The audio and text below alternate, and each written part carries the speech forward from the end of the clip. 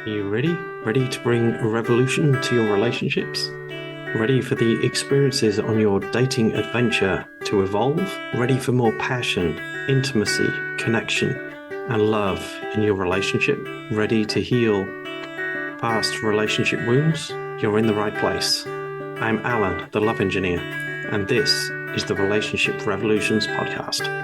In this series, you'll get guidance and tips from me, interviews from other relationship experts, insights from couples who already have a great relationship, and other mind-opening conversations. We're just coming up to the end of season 2, which makes it episode 30, I believe, off the top of my head. And I wanted to do something a little bit different this week because I've had one or two people ask me to share my story and things like that, and get to know a little bit more about why I do what I do. So I thought, rather than have me just rattling on for 45 minutes or an hour, I thought I'd invite someone else to join me on this episode and ask me some questions. So I've invited my good friend Anthony Astbury of the Whole Man Academy back. So Anthony, over to you. Alan, thank you. And you'll be pleased to know, after doing 138 hours of interviewing men I have under my belt, not including coaching and working with them. So I've got a few good questions coming up. But I think it's really important. I've talked to people recently about the power of sharing your own story, not only because it feels good to talk about yourself, but with the ability now to reach more people and reach an audience, is that a lot of people, if they decide to work with you, I know generally they just want to know if you can help them solve their problem, but it's nice to have a little bit of background info. And some people will spend their time kind of, digging a bit deeper to find out what drove you to this situation. There was a couple of questions for me, but my first one was, because often what will people say is, if you're putting yourself out as any kind of expert, in inverted commas, people often say, well, what makes you qualified? So I'd love you to start with, we're going to delve a bit deeper into kind of your, I want to talk about your book as well, but when people say that to you, what comes up in your mind as to why people should work with you? Because I think it's an important one. It is, and it's a question that I struggled to answer for quite a while when I first started out. So in terms of bits of paper that say I am a coach, well, you can see a couple behind me. They're my NLP practitioner certificates, and also did a coaching certificate with Master Coach, and almost got the qualifications for kinesiology as well.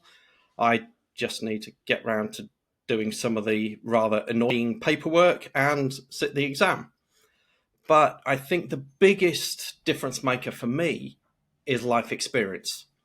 Because when I look at the world of relationship coaching, I sort of think, okay, well, if somebody's got a fantastic relationship and the romantic Disney idea, I kind of think that, oh, okay, they met a high school sweetheart, they got married, they had kids, they had a great family, never had any challenges. And as beautiful as that sounds, how can somebody who's got that experience relate or coach somebody through who's going through a divorce or has the misfortune, like myself earlier in life, to be married to somebody with a lot of narcissistic tendencies? That life experience and having to go through it and rebuild my life on my terms rather than someone else's, I think that is a very powerful thing. Tell me, let's say someone's listening and they like, what are narcissistic tendencies? I mean, example, don't have to give me all of them because we could be here all day. But for all of us, we've been in relationships where things happen, people say things, you notice things about people that you might not have noticed, obviously, when you first meet someone later down the line. So could you give an example of some of those that you've either seen yourself or that you've seen that people who might want to work with you might have experienced? Well, the first one is there's a heck of a lot of manipulation. Another one is gaslighting. And that term goes back to the days of the miners where, for argument's sake, a guy comes home from the mine and his wife's got the candles lit. And back in those days, they were probably gas candles. So he'd turn it down a bit. And then she comes along and says, "It's a bit dark in here. I thought I'd turn the candle, the light up." He said, "No, no, no, no." So she'd turn it up and he'd turn it down. And that's where the saying comes from. But it's like when you get to the point where you're just questioning your own beliefs. Well, did that really happen? Did I say that? Did it happen the way I thought it did? Well, and then you start to get to the point where you don't even trust yourself, and their word or their story becomes the true story. And they're also a very different person within that relationship behind closed doors to what they are out in public. And you try and speaking to someone out, one of your friends say, "Well, look, this is going on." Nah, she wouldn't do anything like that. She's lovely. It sounds very similar to, again, men and women that I've spoken to, been friends with, who on the outside you might see their partner as one particular way, and social media does this as well, and yet you don't know the real person. And that's very much one of those. It's a bit like with celebrities, isn't it? People worship celebrities, and you can look online at their social media sometimes, and if they've written something, people will be like, "I love you," and you'd be like, "Wow, you've never met them. You've no idea what they're like behind closed doors." And I think that's true of relationships. I saw over the years sometimes that you'd meet someone, and I always say you never really know someone till firstly you've been on holiday with them, because you're basically with them all the time. You've lived with them for a period of time, or you've seen them drunk. because because I've seen it myself. You go on holiday with someone, and it's not the same as when you're just dating, because you're kind of presenting the best version of yourself all the time. And let's say as a man, or obviously as a woman, you're going to try and make yourself look as nice as possible, smell as nice as possible. If they come to your house, you might have made sure everything looks nice and tidied up, and put some flowers out or something that's nice. But when you live with someone, you realize that's not real life, and you have to take your thoughts and all. So I think it's an interesting one. And for you, with the because for all of us, you're on your own kind of journey, if that makes sense. At what point did you feel comfortable? Because I was asked this question about coaching men, but at what point did you feel comfortable to actually say, "I'm able to, want to, and prepared to coach people in their relationships"? Well, I kind of fell into it by accident in a way, because through well, I started on my own personal coaching journey, if you will. I'd done some business coaching before this, but that journey started in 2011 after I found myself in a position where I was in the living room of what was my family home at that time, bawling my eyes out because the wife had gone. She'd taken the kids with her. I'd had another relationship after. That had broken down. I couldn't afford to pay the mortgage or the bills, but I couldn't sell the house because she'd got a claim on the land registry. And the bank said I couldn't rent it out anyway, and I just didn't know what to do. So from that point, then farther down the line, having received a lot of coaching and been to Tony Robbins's events and stuff like that, I found myself in a few Facebook groups where they were for people committed to personal development and also finding great relationships. And after a while in that group, people were coming to me and asking me for my advice. "Well, what's your perspective on here?" And I really like that comment and how you reply to that and things like that. And then you say, "Are you a coach?" Like, well, no. And they say, "Oh, well, you should be." I thought, nah. And that kept happening over 2 or 3 months, and then had a personal experience where I thought, actually, some coaching skills would be useful to handle this situation very differently. And you never know, it might help me become a better dad as well. So I reached out to Tony and Nikki, Master Coach, and says, "Can I do it?" And surprisingly, they said yes.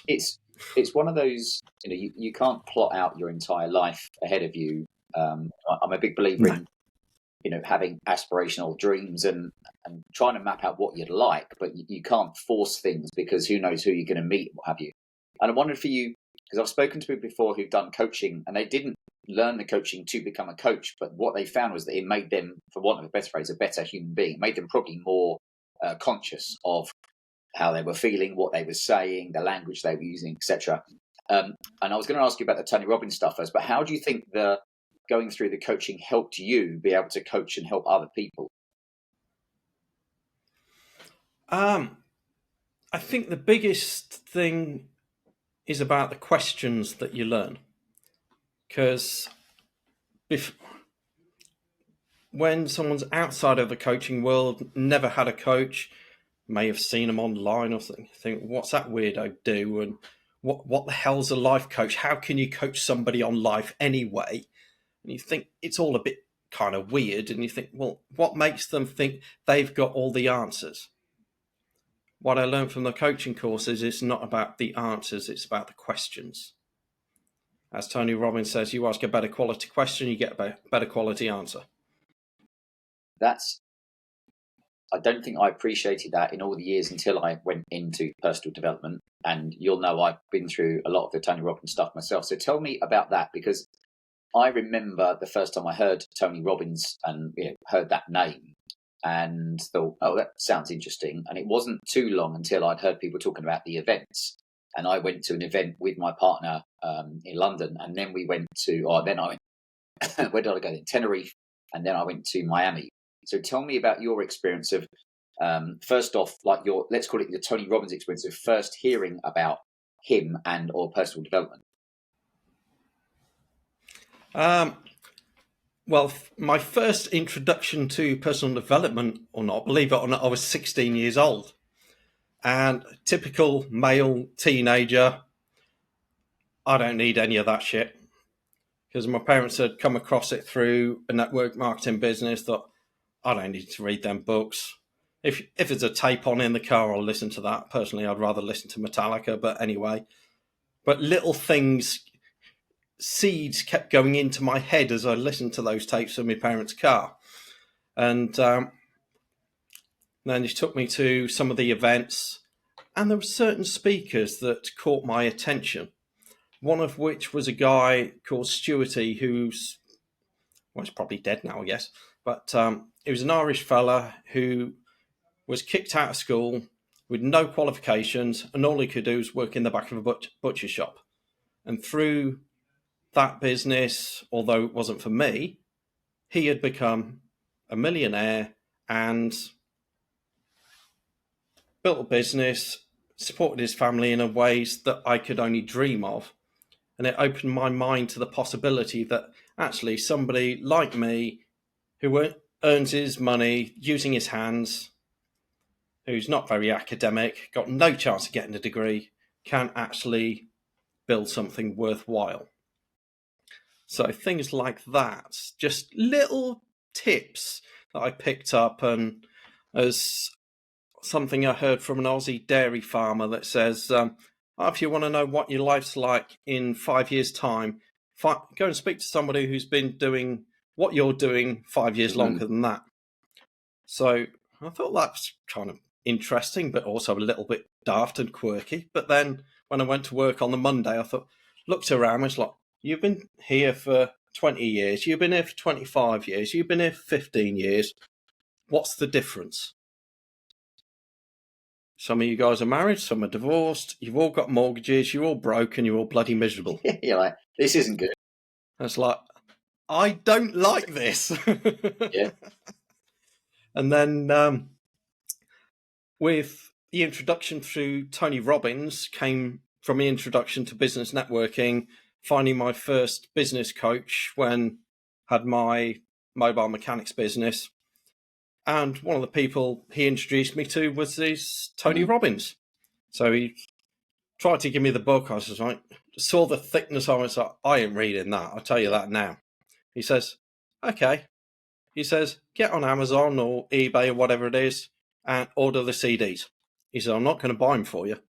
So I got copies of the CDs, listened to them day in, day out, and little seeds kept going in. And then when the divorce and separation and everything hit in 2010,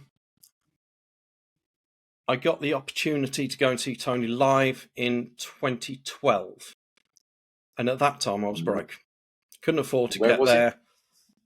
You couldn't buy one ticket. You had to buy two. I know.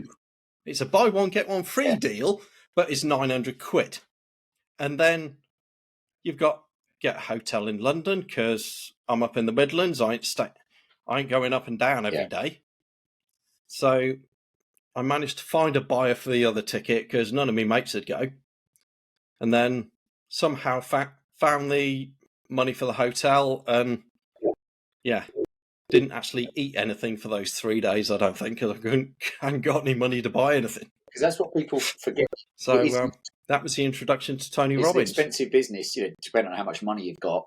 Because often if it's like the 4-day event, I think my tickets were 700 quid each when Emma and I went, and that was the cheapest one you could get as well for the 4 days. So if you're adding in travel and accommodation, what have you, you're looking best part each of like maybe $1,000 just to go. We'll say just. If you haven't got the money, it's very hard to kind of just justify that if you can't understand. Because this is the way I see some people look at personal development. Let's say they say, "Oh, Alan, you're going for a 4-day event. What's the tangible thing you're going to come away with?" Because if you said, "I'm going to go and qualify as a plumber 4 days," when you come home, you start earning money from being a plumber. People can get that in their head. But if you're saying, "I'm going just to this event where it's personal development," a lot of people can't see there's any tangible monetary return or value in you going. And I don't know if you, but I definitely saw it where people, even years after would be like, "How much did it cost you?" And I'd tell them how much. And they'd be like, "So when did you get your money back? Like, have you earned your money back?" And you're like, it's not always about the money, if that makes sense. So what would you say from that event was one or two or more kind of key takeaways that you might then pass on to other people that you're doing work with? Yeah, I think one of the big takeaways is being able to build rapport with people and being mindful of it, not necessarily doing it in a way to fake rapport, because, you can do that. But most people can tell. They just think, something's off here, but I don't know what it is. And you probably experienced that yourself. And I think the other one for me is breaking patterns. As one of the patterns that got broken there was you get up at such and such a time, you eat, you go to work, you have a lunch break, and then you go home, you have an evening meal or something, you either chill out or go out with your mates, whatever it is, and it's a pattern. And you repeat it 5 days a week and shake it about a bit for 2. While you were there 4 weeks, you're not on that time, you're on Tony time. And for anyone who hasn't been there, he works to an outcome, not a clock. So even if you think you're going to get a break at 12 o'clock, you ain't. Even if normally you might go for a pee every 2 hours, when you're in that room, you don't. And you don't leave because you don't want to miss anything. It's a very bizarre experience. And I think in terms of the investment versus outcome, one thing that hit me a few years before, I did a property workshop thing. Spent $5,000 on learning how to buy property without putting any money down, which is all very well and good. Except that I did it in 2007. So with that timing sometimes. Just before the credit crunch, so I bought no property with it. I did learn how I should have bought my house and what I should have done differently previously. And hearing that, a lot of people are saying, "Well, you've wasted your money." Well, no, I haven't. Because whilst I was there, I got introduced to a guy called Peter Roper, who introduced me to the world of networking. I got introduced to a guy called Dave Heiner, who introduced me to the world of public speaking, but also through that talk I heard way back in 2006, I picked up a couple of gold nuggets, one of which is, instead of looking up to successful people, look into them, find out what drives them, find out what makes them tick, find out how they got to where they are today. That's a good point. And that also led me to the introduction to networking, which led me to the introduction to Tony Robbins, and put much deeper level of personal development and relationship coaching and podcasting and a bunch of mates that I would never have met any other way. Isn't it? Because again, people maybe in this country less than in America can't see the value in spending money investing on their personal development, if that makes sense. And again, I've interviewed so many men that are from, let's say, the US, that like the mindset is so different out there. It's very much, what can I learn from you if you're doing well, not you flash fucker. Like the great example was a guy called Peter who said when he was he's English, but when he was in America and he was driving like a Ferrari, he had people come up and say, wow, like this is amazing, like what do you do to get this? Whereas over here people would think he's just flash. And that's not saying everybody is, but that's part of the issue of why I think maybe personal development in the UK, and even going on to then coaching of relationships and stuff, people, it's not as common maybe as it is. It's not as well understood as it is in the US. If it isn't understood, people are less inclined to invest in it and want to spend serious money on it. But tell me about, because what I learned through the personal development myself was, again, a lot about myself and about relationships. And my memory of one of the events I went to was they did an entire day on relationships. And what they said during that time was, we're going to spend a whole day on either if you have or haven't got a relationship, it's viable for you. If you have got a relationship and you're unsure of your relationship with your partner because of whatever reason, long story short, they got you to assess what level you're playing at in your relationship.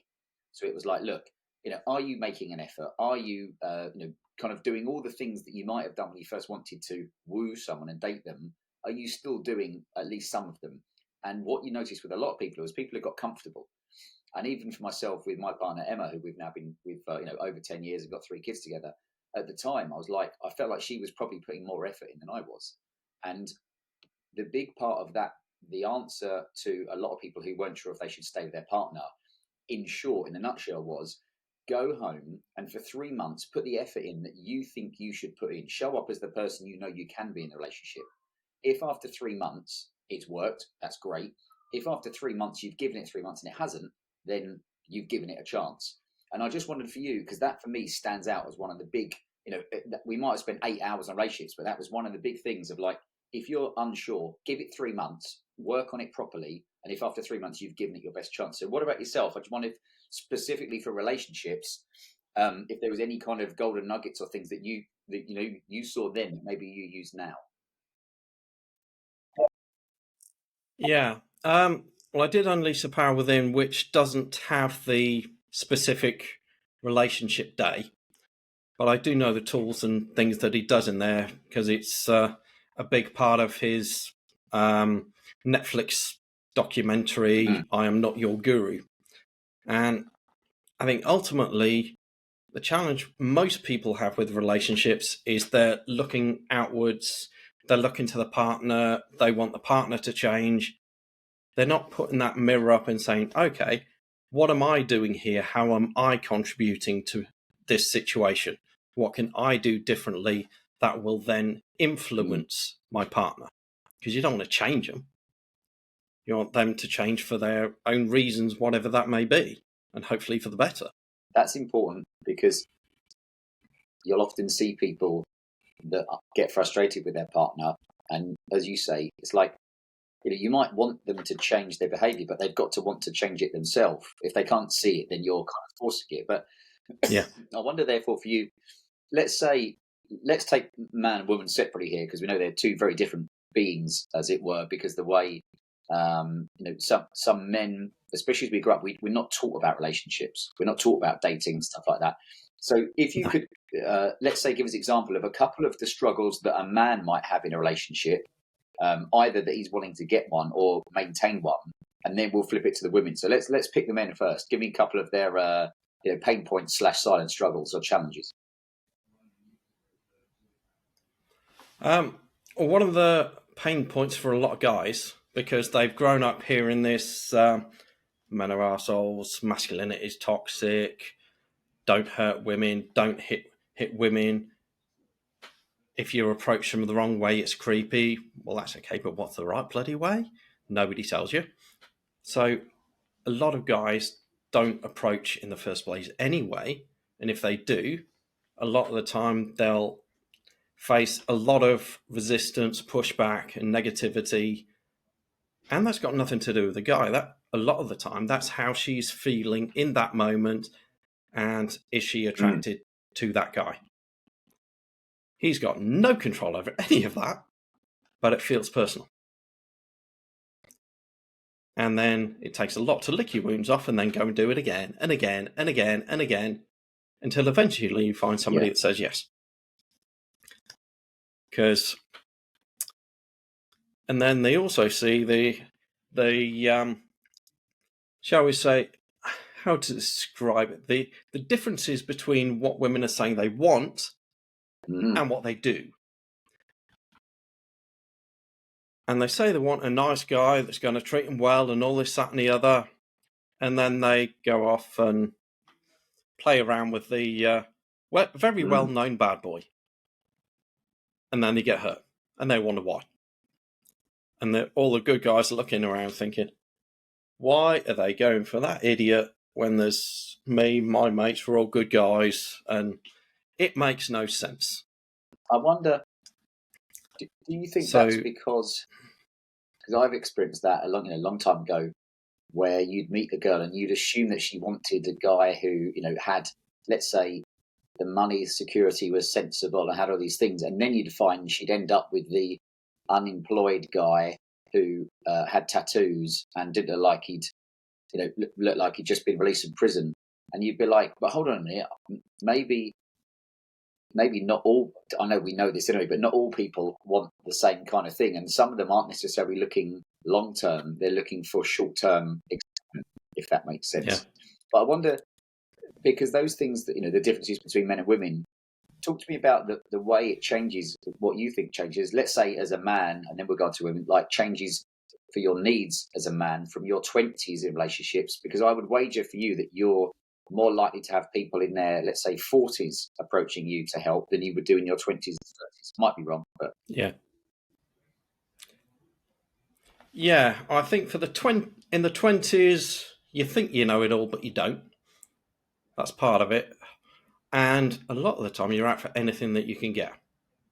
Not so much you're not so much looking for somebody that's going to walk down the aisle with you. You're looking for somebody that's going to go out with you on Friday night and hopefully still be talking to you on Saturday. Whereas in the 40s, and the other thing with the 20s is you want a girl that's going to look a certain way so that your mates look at, oh, he's doing it. How did he get her, kind of thing. And then in the 40s, it's a lot less about what the woman looks like and more to do with how she shows up, how it feels to be in her presence, and can I be myself with her?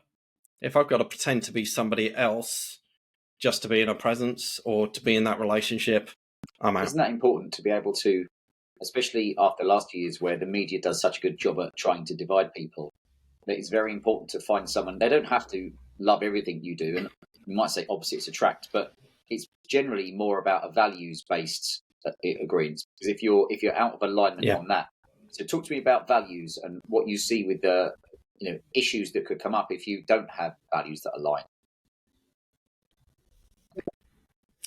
Yeah, because you've already said that opposites attract, and they do. But we also like people like ourselves. So how do those two things work? It's like a juggling act. You think, trying to make sense of this stuff, especially when you're younger. But the way I look at those things today is we like people like ourselves in terms of the values that we hold and what's important to us. Now, if we both value peace, that's great. We can not wind each other up, not let any drama get in between us. That's cool. But if somebody values that drama because it's what they feel is excitement, so that what feels like a loving relationship and a fun place to be, those two things are not going to align. And that's without those things that have been dividing us recently, which won't go into because that'll be a whole nother podcast. But it is, when I think back to either friends that have had relationships or even my own previously, when you're with someone who you feel like you can be totally comfortable and relaxed with, like it just feels so natural compared to someone where you just feel like, I don't know, you're having to think what to say all the time, which basically I don't think is a recipe for a long lasting relationship. It might cover you if it's a one night stand that someone's having, but not if you're honestly going to spend the rest of your life with someone. But therefore, let's talk about if someone, again, let's pick women first. If a woman came to you for help with a relationship, where do you start? Because I always think it's an interesting one, because there's no right or wrong way, I guess. So, what does that look like? Yeah. And I think the best starting point, whether it's a man or a woman or something in between these days, although I generally don't work with too many of those, the first question is, who are you? Because so often we've lost touch with our own identity. We all want to talk about having self-worth and self-confidence, but if you don't know yourself, how can you be confident in that self? And if you don't know yourself, how can you know that that self is worthy? And if you don't know yourself, how can you know what you're bringing to the table, or what kind of guy is actually going to be attracted to that in your most authentic form? Because like us, women don't want to pretend they're something else just to get a man. So how do you... It's always a tough one, isn't it? Because a lot of people, I mean, even from my years of interviewing men who have been in long, let's say, service careers, or even as a footballer, as a special forces guy, is that you come out and often your identity is so linked to, as a man, linked to your career, your job. I am a fireman, I am a footballer, and then you come out, when that's taken away from you, you're like, I don't know who I am. And I guess women also obviously have that, but then some of those might be more to do with if they've just been raising children, which is probably the hardest task there is. Your identity is as a mum, basically, for many years, and then suddenly they've flown the nest, then you're back to who am I? So I mean, where do you even start with someone? What kind of challenges have you seen when you're trying to ask people that question? Yeah, well, first thing, that you're right in what you say. Your identity a lot of the time becomes what you do, whether that's in the home or at work. So I'm working with a lady called Julie. Says, "Who are you?" Says, "My name's Julie." Okay, cool. Who's Julie? What? Who is Julie? Oh, I'm Sarah's mum. Okay, the fact you're a parent, mum, that's great. Put that to one side. Who are you? They're like, I used to be this job. Well, that's what you used to do. Who are you? Who lives in that body? Oh, I'm me that I see when I look at myself in the mirror. That's great. You're your body. So when that body dies and you move on, that body is the same weight. So you are nothing apart from that spirit that lives within that body. So who is that spirit? What does it stand for? What is it looking to experience in this lifetime? And get some really deep conversations. And a lot of the time you don't actually come to an answer. But what you do is find out so many things that you are not, and how much so much superficial BS and labels that we have in this world. That's an interesting point. And to go back to the one about I used to be X, and I've spoken about that, where it's interesting at the moment.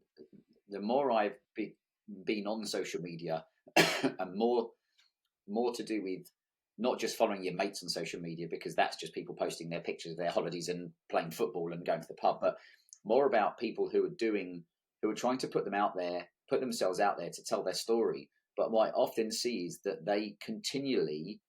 Now, it's interesting to know people's backstory, but sometimes you're like, okay, I get it now. I know you used to be a X, whatever it is, but you don't need to go on about it all the time. And even I found myself that when people would speak to me, I'd say, when I'd left work in the city for years, I'd be like, well, I used to work in the city, but, and one day I even heard myself and be like, why do I have to say that first? And for me, it's because it kind of, part of me maybe thought that people would be impressed by the fact that you had a responsible job, if that makes sense. Because once that was gone, you kind of didn't quite know what to say for them to compartmentalize you, to understand like what your history was and what you've been capable of. So I wonder if that's one of the big ones. People just, they label themselves as what they used to do. And I see people on social media at the moment, and I won't name them because they're kind of friends / connections, but it's always started with, I'm a former whatever. And you're like, yeah, but who doesn't matter about that? Like, let's move on. What's your thoughts on that? Yeah, because I think as human beings, we want to be able to quantify things and put them in a box for just for things to make sense, and you connect that box with that box. And I remember talking to a guy called Mike Tramp, who was the lead singer of White Lion a long time ago. He's recorded solo albums since 2001. I think he was in White Lion for 1 to 2 years, maybe, and a couple of years in Freak of Nature after that. And when anyone talks about him in the paper, it's always the ex-White Lion frontman. He says, that was years ago. That's not me now. And yeah. And it's like, well, if people can't let go of that connection for him, what chance have anyone else of the rest of us got? It's hard, isn't it? Because we're not taught this stuff as we grow up. We're taught the basics and probably a load of fake history and geography and useless information.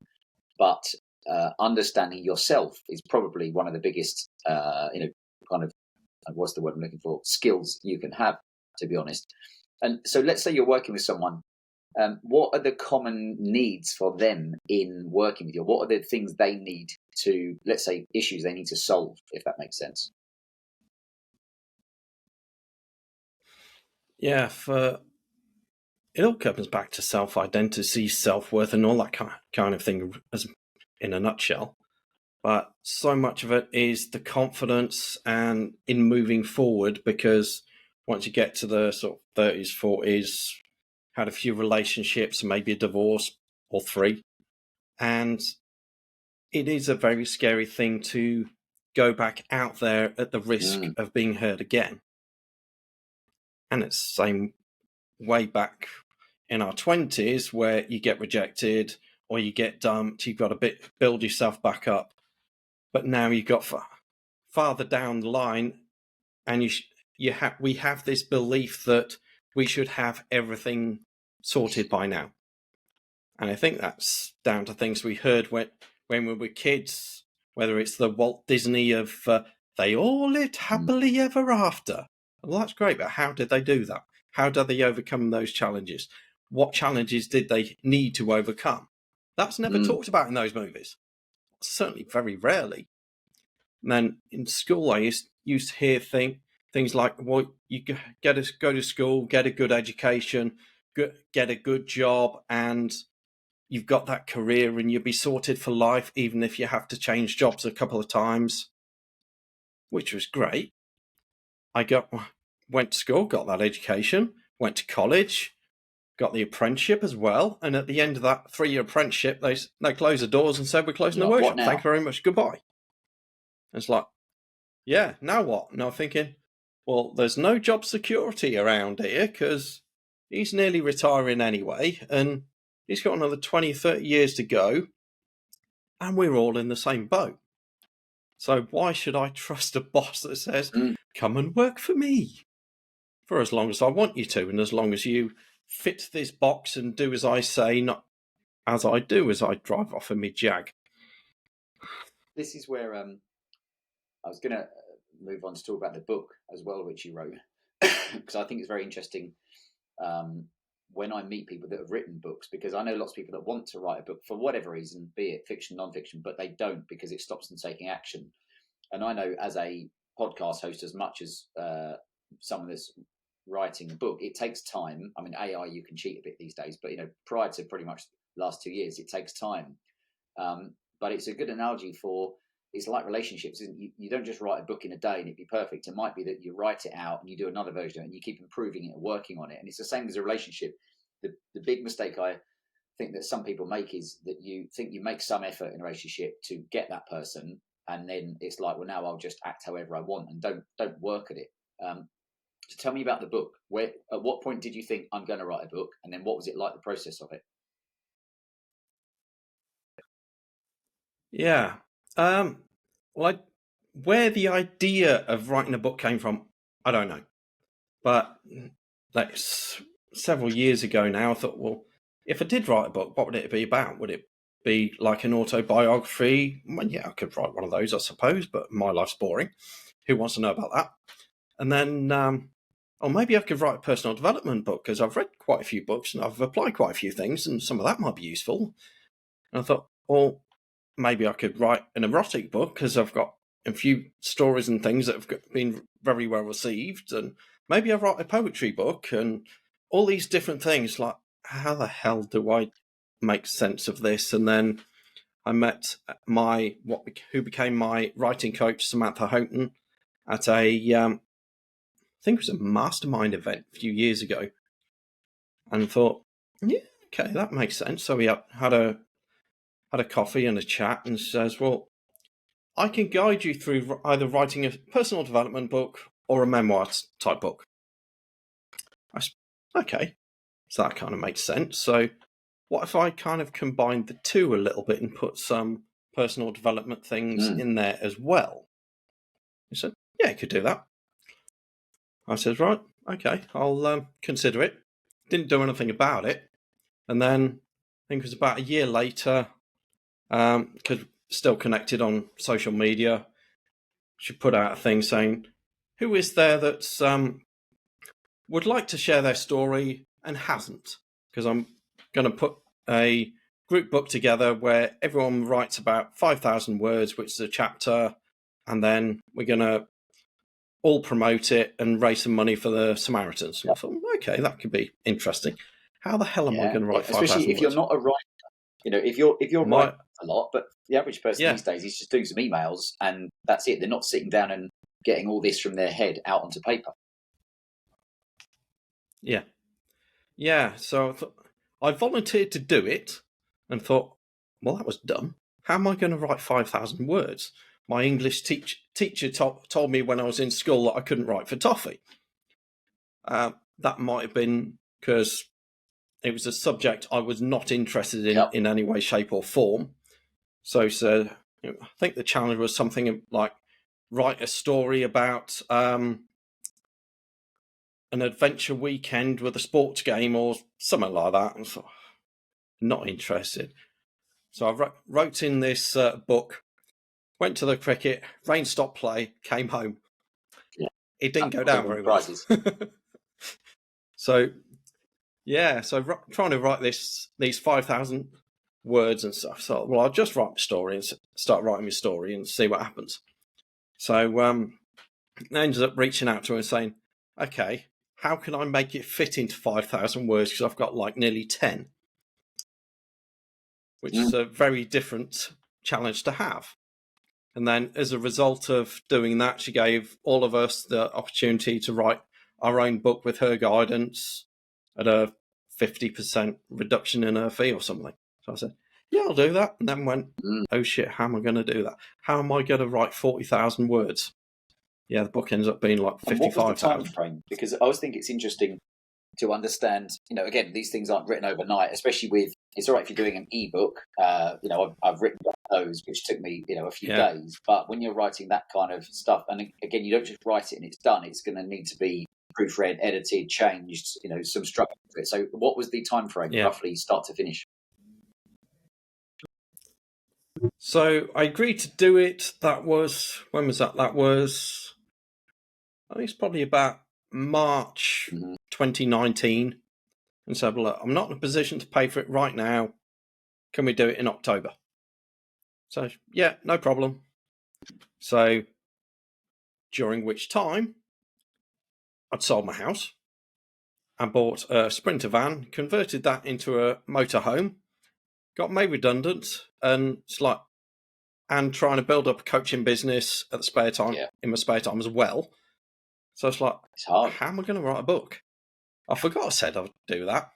And then, so I think we had about 4 Zoom calls, which was talking about the process and some of the things you can use, tools to use to keep your mind focused and things like that, and sort of like letters from your ideal readers when they've changed their lives as a result of reading your book, kind of thing. So I went through this, and I'm really struggling to write. And she says, "Well, this is what I did," and those things weren't working for me, because I was trying to get into the head of my ideal reader and say, "Well, what do you want to read?" Because that's what I want to write.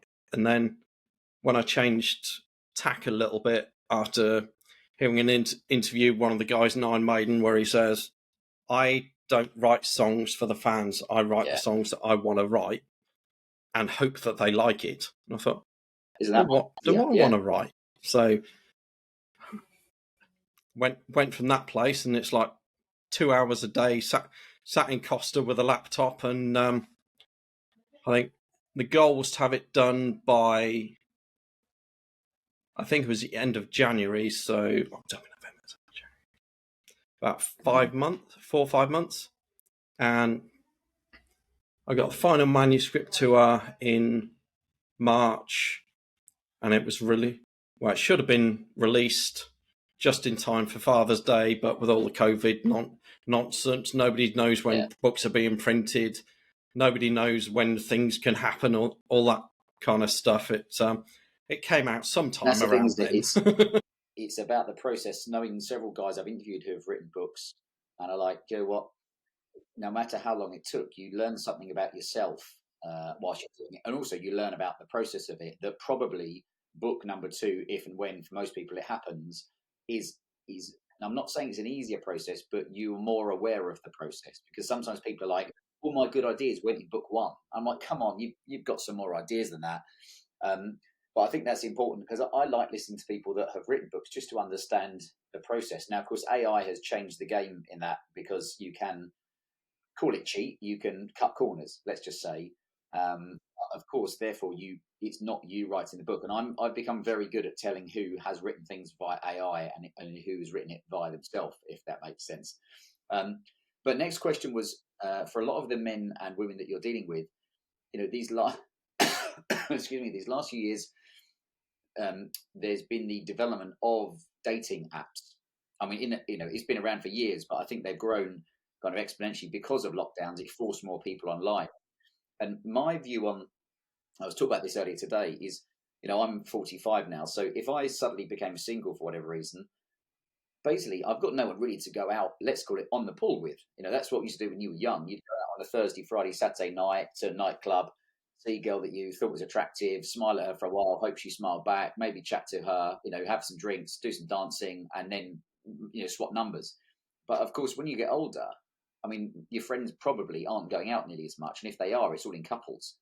So much as I was, what's the word I'm trying to think of, wary of online dating, the way I look at it now is that, let's say you're looking for a partner. If you can look at 100 people online, and maybe 95 of them you don't like for whatever reason, they don't float your boat, but those 5 people, you can then have a conversation with them, and in theory wheedle out which ones get your sense of humor, or just do or don't kind of have to match your energy, and then you can go out on dates, because you don't want to necessarily spend your time going out and then finding halfway through the evening that with your limited amount of time you're going out, because maybe you have got kids or what have you, and then find they're the wrong person.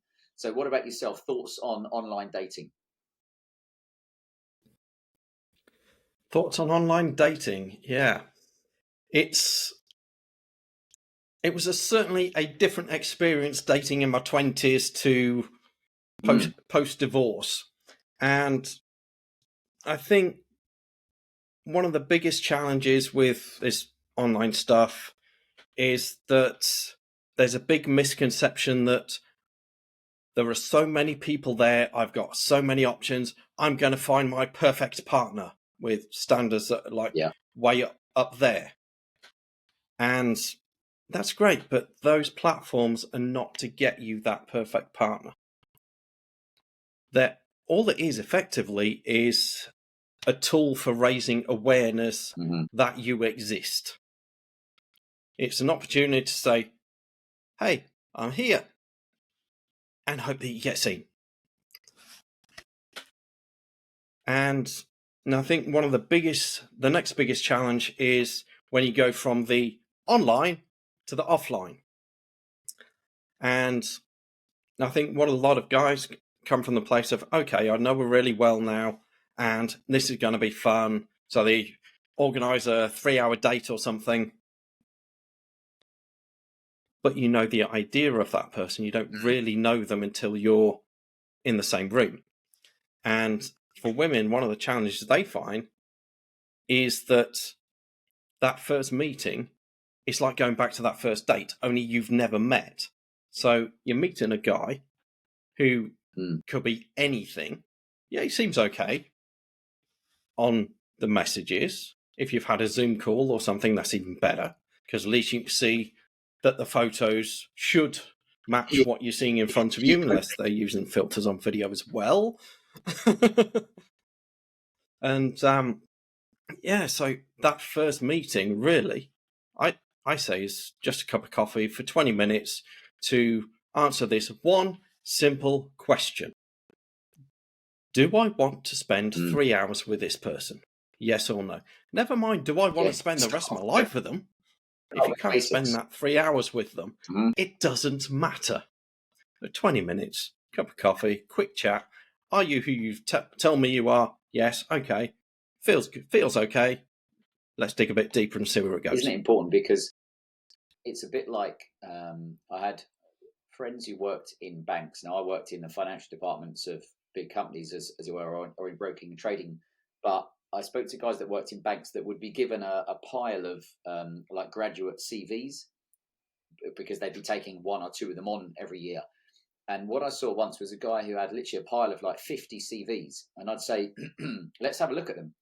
And basically everybody in those, or every CV had, like, let's go to the lowest level of like top GCSE marks, and then 2 or 3 A-star A-levels. And then they might have awards, and they could speak various languages. And basically all these people had all these boxes ticked. So ultimately I'd say, well, how do you choose? Because there's so many. Everybody here is like super well qualified. Doesn't make them clever, but it makes them qualified. And he'd say, in the end, we all look and say, would you want to sit next to them? And would you want to go out for a pint with them? Because all these people are clever, but ultimately they've got to have, unless they're sitting in a room on their own, it's just like a relationship. They've got to have something that they're going to bring to the table. Otherwise it won't last that long. So it's always an interesting one. All right. So last couple of questions is for you with, when you work with someone, what's the usual outcome that they're looking for?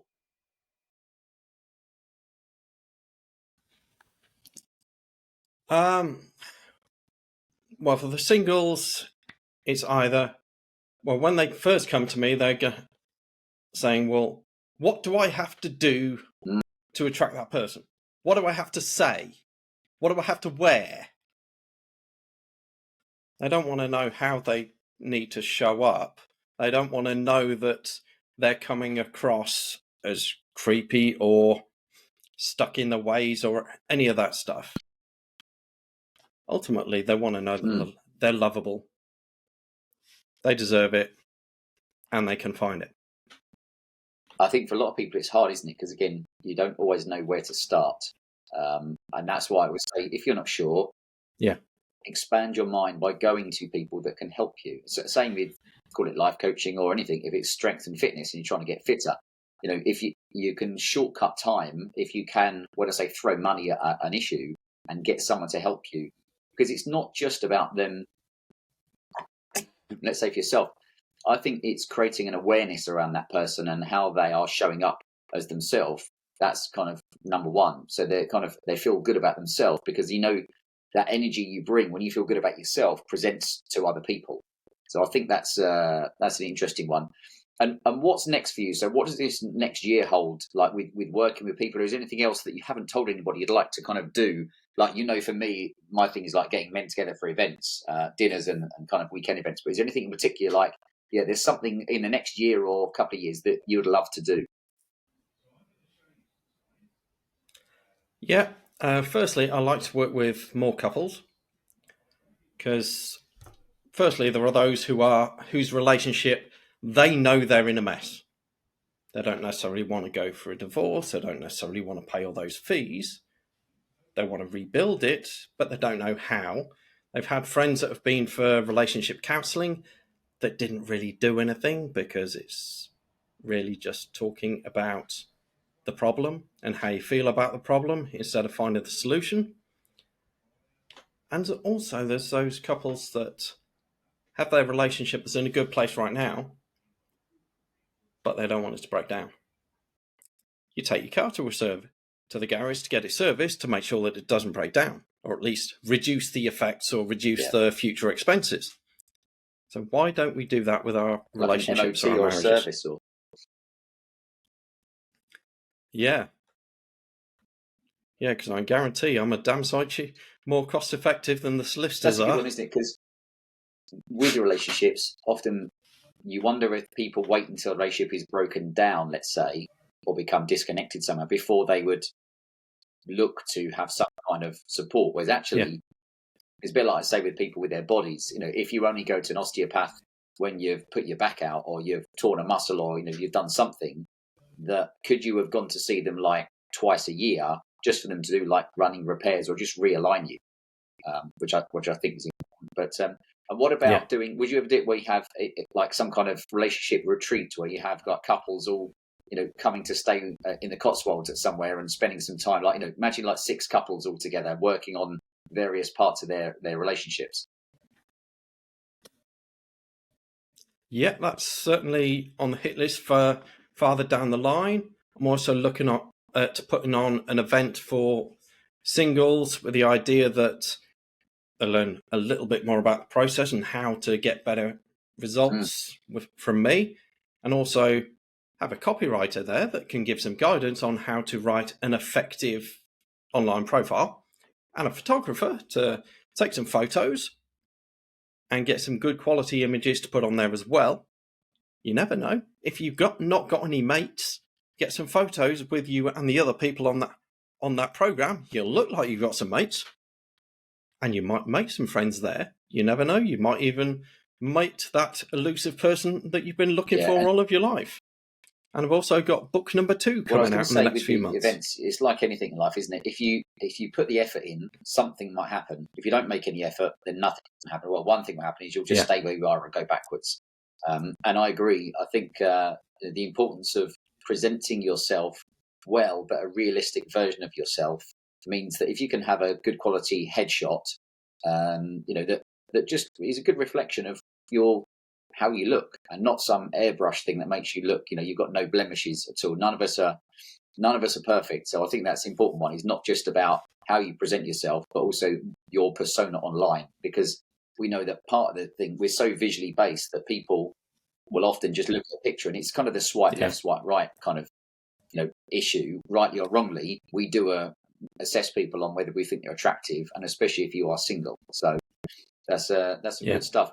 Well, what's the best way for someone to get in touch with you if they're like, actually, hold on a minute, this is something I might need? What's the best way to get in touch with you, and where would you start with that? Easiest option is probably go to my link tree, which is linktr.ee/loveengineer, because that's got links to the podcast. It's got, although if you're listening to this, you've already got that, and links to my website, links to some scorecard quizzes, one of which is for single people that aren't sure whether they're ready to look for another relationship. That'll tell you.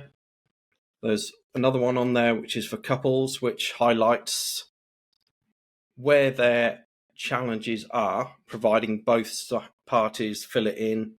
So one of the things I find a lot of couples are the woman's feeling things are off. Man's oblivious. She keeps trying to tell him stuff. He's oblivious. What the hell's she on about? she thinks he's not listening, and all that kind of stuff. Whereas these two printouts, it's a little bit like Experian Equifax report on your finances.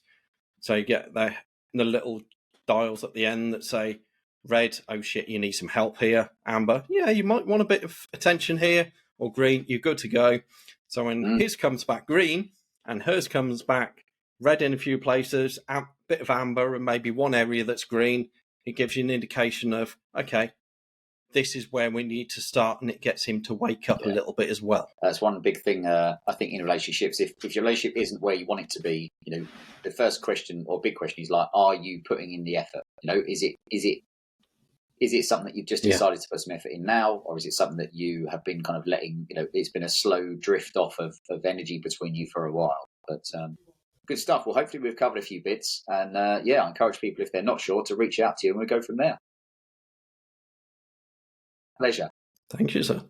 Thank you for coming on and asking the questions and reversing things around a bit. Thank you for listening. And if you haven't already, please leave me a review on your preferred podcast platform. Click the like button and also subscribe so that you get the new episode notifications. I'm curious, what did you take away from this episode? Please share your takeaways with me. Send me an email to relationship-revolutions@theloveengineer.rocks.